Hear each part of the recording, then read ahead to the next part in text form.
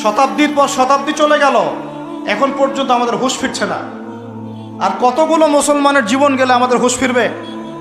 যেদিন আমার বাড়িতে বোম পড়বে ওই দিন হুঁশ ফিরবে, যেদিন আমার বাসায় এসে বোমটা পড়বে ওই দিন হুঁশ ফিরবে, চোখ খুলবে আমাদের। একটা একটা করে ওদের এজেন্ডা ওরা বাস্তবায়ন করেছে। ওদের বলতে কাদের বুঝাচ্ছি এটা আপনারা বুঝে নেবেন। সব কথা সব জায়গায় খোলামেলা বলা যাবে না, এটা আপনারাও বুঝতে পারেন।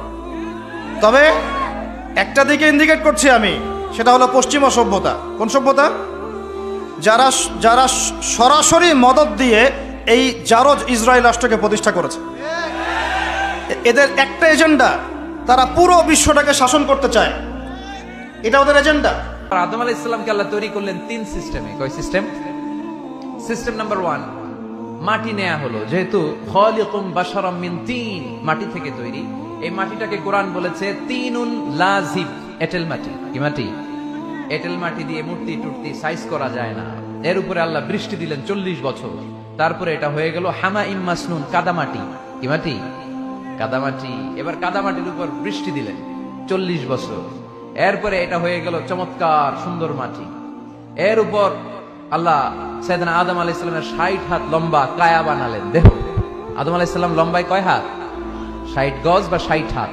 এবং আমরাও যারা জান্নাতে ঢুকবো আমাদের সাইজ 60 হাত লম্বা বানায় দিবে কে? সেই বুখারীর বর্ণনা, লাম্মা খালাকাল্লাহু আদম ওয়া কানা তুলুহু 60 যিরাআন। যখন আল্লাহ তাআলা আদম আলাইহিস সালামকে বানালেন 60 হাত লম্বা করে বানালেন।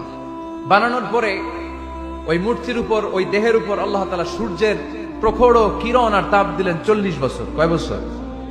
এই 3 ধাপে সাইয়েদনা আদম আলাইহিস সালামকে বানানোর পরে রূহের ফুৎকার দিলেন, আর সাইয়েদনা আদম আলাইহিস সালাম কথা বলতে শুরু করলেন। পড়েন সুবহানাল্লাহ। আজকে আমাদের যুবকগুলি নামাজ পড়ে না, মোবাইল ছাড়া কিছু বুঝে না। তুমি মোবাইলে যতক্ষণ সময় দাও তার 10 ভাগের 1 ভাগ আমার আল্লাহর জন্য সময় দাও না। তুমি মোবাইলের মধ্যে তুমি যা কিছু দেখো, ওই দেখাটা দিয়ে তোমার মধ্যে চিন্তা আসে না, যে চিন্তার কারণে তোমার শাস্তি হবে, এই চিন্তা তোমার মধ্যে আসে না। একটা পরীক্ষায় জীবনে তিনি ফেল করেননি। এমনকি আগুনের ভেতরে যখন তাকে ফেলে দেয়, বিভিন্ন ফেরেশতারা এসেছে সাহায্যের জন্য। তার ঈমানটা আমি আল্লাহ দেখলাম, তিনি বললেন না আমি কারো সাহায্য চাই না। এরপরে মহিলাদের দিকে তাকান, আমাদের মেয়েদের দিকে তাকান, কি করতেছে সারাদিন? ওদের ওদের পিছিয়ে পড়ার পিছনে আপনার আমার ভূমিকা দেখবেন। একটা দিনও কি বাসায় আপনার বোনকে নিয়ে, মাকে নিয়ে, স্ত্রীকে নিয়ে তালিম করেছেন? তাদেরকে দিন শেখার জন্য কোনো প্রতিষ্ঠানে ভর্তি করেছেন? মসজিদেও তো আসতে দেন নাই। মসজিদে আসলে ফিতনা হবে, বাজারে ঘুরলে ফিতনা হবে না? বাজারে ঘুরলে তো ফিতনা হবে না।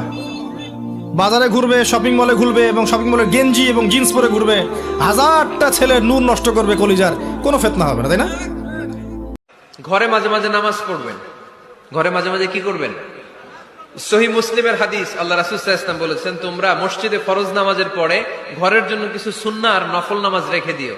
কারণ যারা সুন্নাহ আর নফল নামাজ ঘরে পড়ে, আল্লাহ তাআলা তাদের ঘরটাকে বরকত দিয়ে পূর্ণ করে দেয়।